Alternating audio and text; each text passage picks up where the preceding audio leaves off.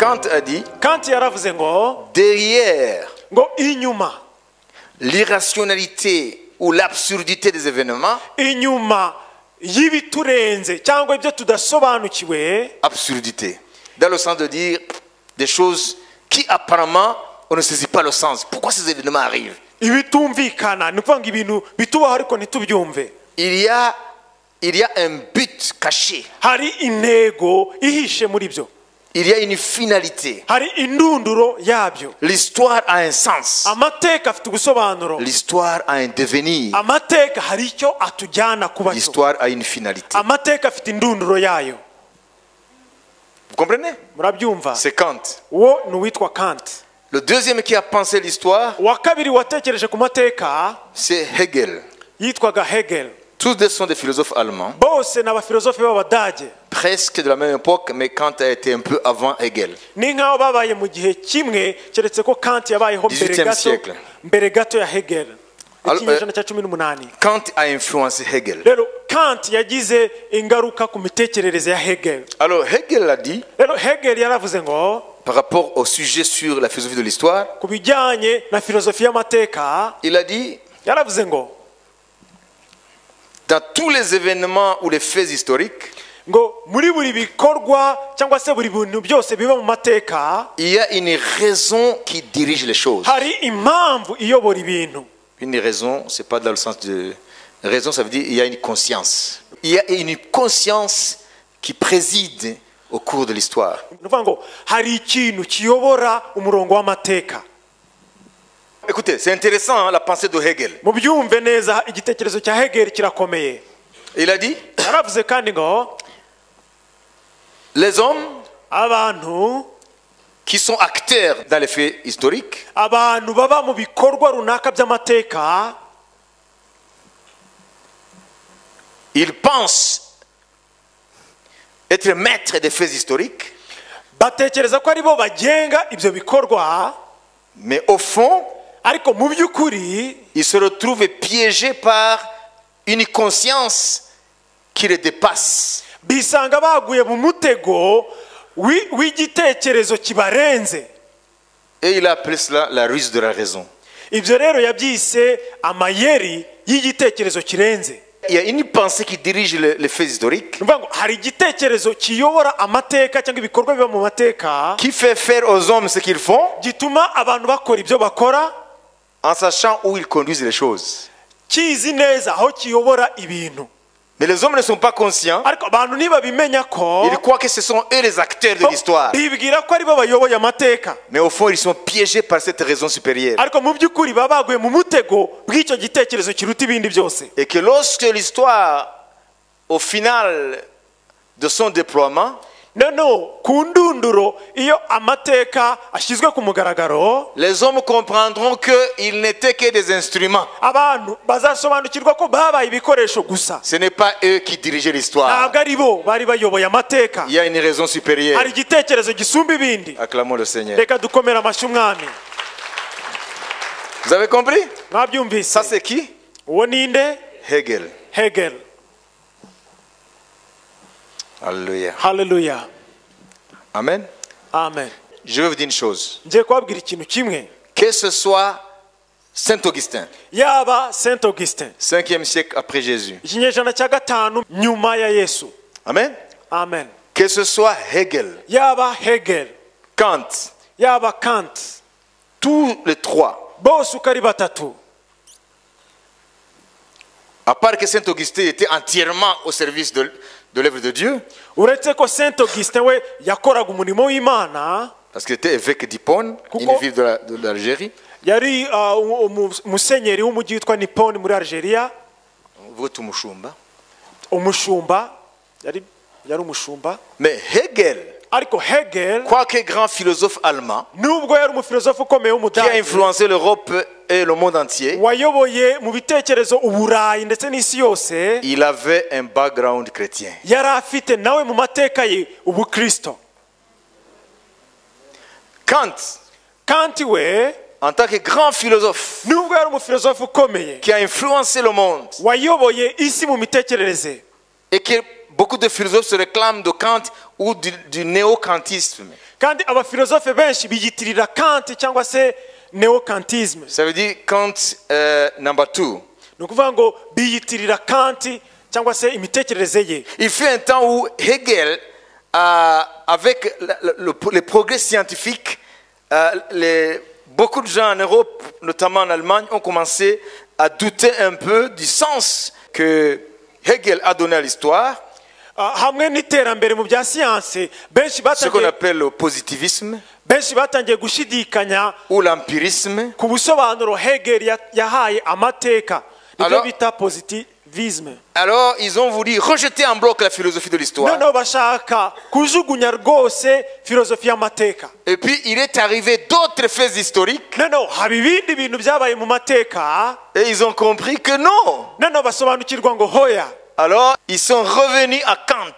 Noneho bagarukira Kant, Que Kant, ko Kant we il n'a pas refuté la puissance de la science ntabwo yigeze ahakana imbaraga za siyanse basée sur l'empirisme, zishingiye ku byitwa l'expérience, l'expérimentation. bishingiye ku bushakashatsi, Mais il a dit, ariko yaranavuze kandi j'ai limité la raison ngo nashyize imbibi ku bitekerezo afin de donner une place à la foi, aux kugira ngo croyances. me umwanya kwizera imyizerere. Vous avez compris? C'est Mwabyumvise? ce qu'on appelle le néo-kantisme. Nibyo bita neokantisme. Vous avez compris? Mwabyumvise? Hein?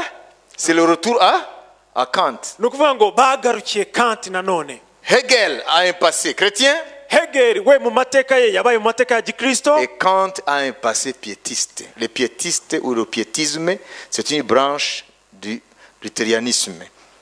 Les Luther. ariko Kant we nawe Sa yafite maman était une luthérienne. mama wa Kant yari umuruterienne, yari mu idini ry'abaruteri. Et Kant, à l'université, a commencé par étudier la théologie. Hegel aussi a été au séminaire. Hegel nawe yagiye mu mashuri ya teolojiya. Vous voyez, c'est la Bible qui leur a donné cette révélation. Murabona ni Bibiliya yabahaye iryo hishurirwa. Donc les chrétiens, ne vous sous-estimez pas. Rero abakristo ntimwisuzugure, Vous avez un rôle à jouer. mufite namwe uruhare mukwiye gukora. Alléluia. Amen. Comprenez? Murabyumva? Vous voyez que les grands philosophes qui ont influencé le monde se sont élevés dans le terroir de la Bible. Murabona ko abafilozofe bakomeye cyane bayoboye isi mu bitekerezo aribo bavomye muri Bibiliya. Ce sont des plantes poussées sur le sol de la Bible. Ni ukuvuga ngo ni abantu bahagurukiye ku bitekerezo bya Bibiliya. C'est le terreau de la Bible qui les a portés Urubuga rwa Bibiliya n'ibitekerezo byayo nibyo bazanaga pour penser l'histoire, kugira ngo batekereze ku mateka, en fait d'en dégager le sens. kugira ngo bayakuremo ubusobanuro. Alléluia. Haleluya. Amen. Amen. Alors, Rero jusque-là, kugeza aha, écoutez, munyumve, jusque-là, kugeza aha l'histoire est encore une histoire avant la Première Guerre mondiale. L'histoire n'est pas encore une histoire avec H majuscule. Ce sont des histoires. aya mateka turimo turavugaho ni amateka ya, Ça veut dire qu'avant la Première Guerre mondiale, ni ukuvuga ngo mbere y'intambara ya mbere y'isi il n'y avait pas l'histoire. ntabwo hari amateka n'inyuguti nkuru, Il y avait des histoires. hari nk'icyo twakwita inkuru gusa. L'histoire française, Amateka y'abafaransa, de la Révolution française, amateka ya revolution française, l'histoire des Amériques, amateka ya Amerika, l'histoire de l'Inde. amateka y'Ubuhinde. Il y avait des histoires. Hari amateka atandukanye. Vous avez compris? Murabyumva? Ça, c'est très important. Ibyo rero ni ingenzi cyane. L'histoire n'est pas encore globale. jusque-là. Amateka yari ataraba y'isi yose kugeza icyo gihe. Voilà pourquoi ceux qui étaient en Afrique, ils n'avaient qu'à faire avec la Révolution française Niyo mpamvu abiberaga muri de Afurika 1779. ibya revolution française yo mu 1700 ntacyo yari babwiye. Donc c'était les histoires selon les régions, Rero les amateka, nations par exemple. amateka yabaga ari amateka y'ishyanga runaka, ahantu runaka. Chaque peuple avait son histoire. Buri bwoko bwari bufite amateka yabwo. Mais à partir de la Première Guerre mondiale, Ariko uhereye ku ntambara ya mbere y'isi, alors toutes les histoires, amateka yose y'abantu comme des affluents qui convergent vers un seul fleuve. yabaye nk'imiyoboro ishyira Ça veut dire umugezi umwe. le fleuve est nourri par différents affluents. ni ukuvuga ngo umugezi ugaburirwa n'inzuzi. Alors ces différents affluents, noneho izo nzuzi zitandukanye, ces différents courants izo nzuzi zitandukanye qu'on appelle les histoires, twise amateka atandukanye y'ubwoko runaka ahantu runaka, à partir du XXe siècle plutôt, uhereye mu cyiciro cya kabiri cy'ikinyejana cya 20. alors ces histoires convergent vers la grande histoire.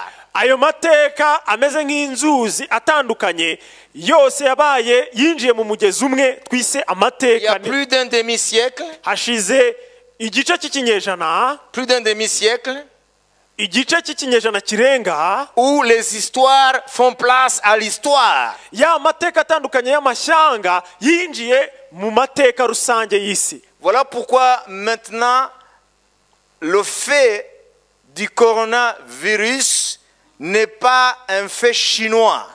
Ça devient un fait de toutes les nations parce que ça va rentrer dans l'histoire globale.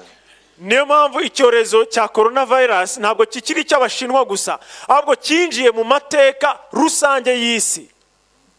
Si ça s'était passé avant, iyo biba byarakoretse cyarateye kera mbere, ça aurait été dans l'histoire chinoise. kiba cyarinjiye mu mateka y'abashinwa gusa. Mais maintenant, c'est l'histoire de tout le monde. ariko ubu kiri mu mateka ya buri muntu wese. Pourquoi est-ce que la marche de l'histoire arrive maintenant à prendre toutes les histoires, ça veut dire l'histoire de chaque endroit, de chaque région, de chaque nation, pour en faire un seul fleuve qui s'appelle l'histoire avec H majuscule. ese ni ukubera iki twatugezi tw'amateka y'abantu batandukanye y'amoko runaka ahantu runaka twose turimo turisuka mu mugezi umwe twise amateka n'inyuguti nkuru? C'est ce que la Bible a révélé. nibyo Bibiliya yahishuye. L'un des signes que l'histoire des nations va toucher à sa fin, ngo kimwe mu bimenyetso cy'uko amateka y'amahanga ageze ku ndunduro, les histoires feront place à la grande histoire. amateka atandukanye azaha umwanya amateka n'inyuguti nkuru. Il n'y aura plus l'histoire des Français, l'histoire des Anglais, l'histoire des Chinois. ntihazongera kubaho amateka y'abafaransa, y'abongereza, y'abashinwa. Ça sera l'histoire azaba amateka de l'humanité. y'inyokomuntu. Celui qui doute qu'il n'y aura pas la fin de l'histoire, qu'il comprenne maintenant. ushidikanya ko hazabaho indunduro y'amateka uyu munsi asobanukirwe. Parce qu'aujourd'hui, kuko uyu munsi nous ne sommes plus dans les histoires, ntabwo tukiri muri ya mateka y'abantu runaka ahantu runaka, mais nous sommes dans la global history. ahubwo noneho turi mu mateka rusange y'isi. C'est un signe icyo ni ikimenyetso que si tu dis que Jésus est à la porte, ko nuvuga ngo Yesu ari ku muryango tu ne te trompes pas. ntabwo uba wibeshye, Parce que l'histoire le prouve. kuko amateka arabihamiriza. Nous n'avons plus des histoires, ntabwo tugifite amateka atandukanye, nous avons une histoire. dufite amateka amwe duhuriyeho. Et les gens disent globalization, ils ne savent pas pourquoi. Les None- gens disent mondialisation, ils ne savent pas pourquoi. Ils disent mondialisation en se basant sur les échanges économiques, les échanges de technologies, les échanges dans le monde des finances, les échanges dans le monde, donc la liberté de circuler des gens d'une nation à une autre. iyo abantu rero bavuga yuko isi yabaye nk'umudugudu, akenshi baba bibanda gusa ku bucuruzi, ku ikoranabuhanga, Transfert d'argent, de capitaux, koherezanya amafaranga, bakagarukira kuri ibyo, les hommes qui circulent. cyangwa se abantu bava mu bihugu bajya mu bindi. Mais pour le philosophe de l'histoire, ariko ku muntu w'umufilozofe w'amateka, il dépasse tout ça, ibyo byose arabirenga, il dégage le sens global de l'histoire. noneho akabona ubusobanuro rusange bw'amateka. Pourquoi les histoires sont en train de faire place à l'histoire? ese ngo kuki amateka atandukanye arimo aravaho hakajyaho amateka Quel est le rusange? sens de ça? ese ni ubuhe busobanuro bw'ibyo? Une action historique igikorwa cy'amateka devient une action universelle. kirimo kirahinduka igikorwa gihuje isi yose. Ce qui se passe dans un coin de la planète ibintu biri kubera mu gace runaka ku isi impacte l'autre bout du monde. birimo biragira ingaruka ku kandi gace k'isi. L'histoire d'un Chinois amateka y'umushinwa devient mon histoire. arimo arahinduka amateka yanjye. Aujourd'hui, ils ont découvert qu'il y a des pays qui n'ont jamais eu de contact avec la Chine. Mais aujourd'hui, on découvre le cas du coronavirus. uyu munsi Exemple Israël, exemple le Liban. uyu munsi bari kuvuga ko hari ibihugu bitigeze bigira aho bihurira n'Ubushinwa, urugero Libani, Israheli, ariko hakaba hari abantu barwaye coronavirus ubu ngubu, de sorte que l'OMS est dérouté, kugezaho uriya muryango wa Loni ushinzwe iby'ubuzima Organisation mondiale de la santé. byawurenze. Vous voyez? Murabibona? Donc ça fait peur maintenant. Rero bisigaye biteye ubwoba. C'est pas dire qu'il faut qu'il y ait quelqu'un qui a été en Chine. Ntabwo bivuze ngo noneho hari umuntu wagiye mu Bushinwa aragaruka. Alors ils sont déroutés. Noneho byabatesheje umutwe. Ça veut dire quoi? Bishatse kuvuga iki? Ce sont des phénomènes que les philosophes de l'histoire, ils regardent ça dans le sens de global history. Ni ibikorwa aho umufilozofe w'amateka arebera mu bikorwa rusange birimo birakora amateka y'isi yose. Et quand nous allons aborder l'eschatologie, Rero nitugera ku isomo rya eschatologie, vous allez voir que Dieu a révélé muraza kubona ko Imana yahishuye que ko vers les temps de la fin, ko mu bihe by'imperuka il n'y aura plus des histoires. ko hatazongera kuba amateka y'abantu runaka ahantu Il y aura runaka, l'histoire. ahubwo hazaba amateka n'inyuguti nkuru. Est-ce que ce n'est pas parlant? Ese C'est pas parlant. ntabwo ibyo bigira icyo bibabwira? La flèche du temps, Ku murongo w'amateka, ça veut dire la direction du temps. ni ukuvuga ngo icyerekezo cy'amateka, Nous ne sommes pas de ceux qui croient que l'histoire est cyclique, non. twebwe ntabwo turi muri ba bandi batekereza ko amateka yizengurukaho. Il y a des philosophes dans la deuxième catégorie qui pensent que l'histoire, c'est vrai, un dessin, mais ça peut être aussi cyclique. Nibyo, amateka afite umurongo arimo nubwo ashobora kuba kwizengurukaho igihe runaka, Ce qu'on appelle l'histoire cyclique. ibyo twita amateka yisubiramo. Mais nous sommes de ceux qui croient que l'histoire est linéaire. Ariko twebwe turi mu bizera ko amateka afite umurongo ugororotse arimo, Pointe vers l'avenir. hari ahantu atumbereye, Pointe vers la finalité, atumbereye ku ndunduro, le devenir historique. ni ukuvuga ngo indunduro y'ayo mateka nyine. Donc aujourd'hui, Rero uyu munsi il faut savoir ukwiye kumenya ko que l'histoire, là où elle arrive, amateka aho ageze ubu a fait de toutes les histoires, yahinduye andi mateka twavuze n'inyuguti l'histoire ntoya, selon les nations, selon les continents, selon les régions, amateka y'amahanga, y'umugabane, y'uduce runaka ku isi. l'histoire arrive aujourd'hui au point où c'est une histoire qui englobe tout le monde. Uyu munsi aho amateka ageze ni amateka akubiyemo, abumbiye mo buri C'est muntu wese, l'histoire humaine, ni amateka y'inyokomuntu muri rusange, tous ensemble. twese hamwe nta n'umwe uvuyemo. Donc vous ne pensez pas à la globalisation ou la mondialisation en termes économiques seulement. Rero ntimugatekereze kuri biriya bavuga ko isi yabaye Ou nk'umudugudu sociologique. mu bijyanye n'ubukungu cyangwa se n'imibanire y'abantu gusa, Mais regardez le sens de ahubwo murebe l'histoire ubusobanuro tel que Dieu l'a révélé. nk'uko Imana yabuhishuye.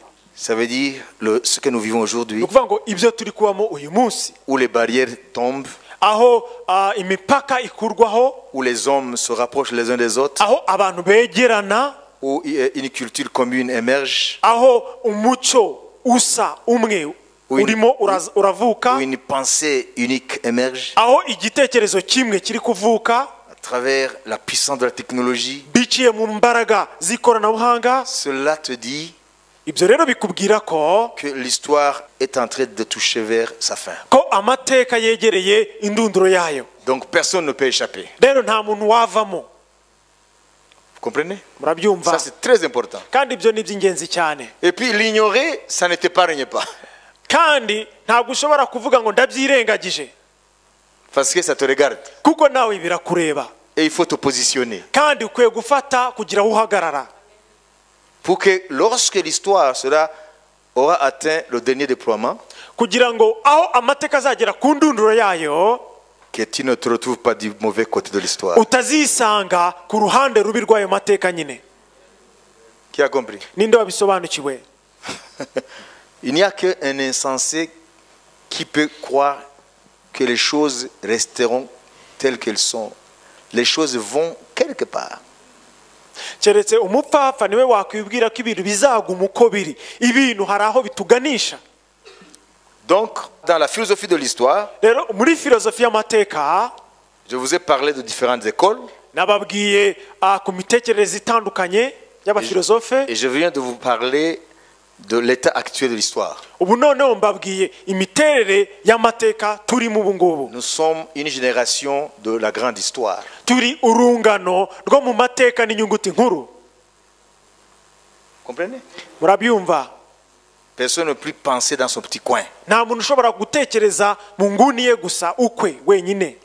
L'histoire a atteint maintenant la dimension globale. Amateka ubu ageze ku rwego rw'isi yose. C'est ce que les philosophes d'histoire appellent la totalisation de l'histoire. Nibyo abafilozofe b'amateka bita la totalisation de l'histoire. Dans le monde francophone. Mu isi y'abavuga Et igifaransa. dans le monde anglo-saxon, Naho mu isi y'abakoresha icyongereza it's the global history. ni amateka y'isi muri rusange. Vous avez compris? Murabyumva? Et nous sommes dans. Kandi tuyarimo nyine.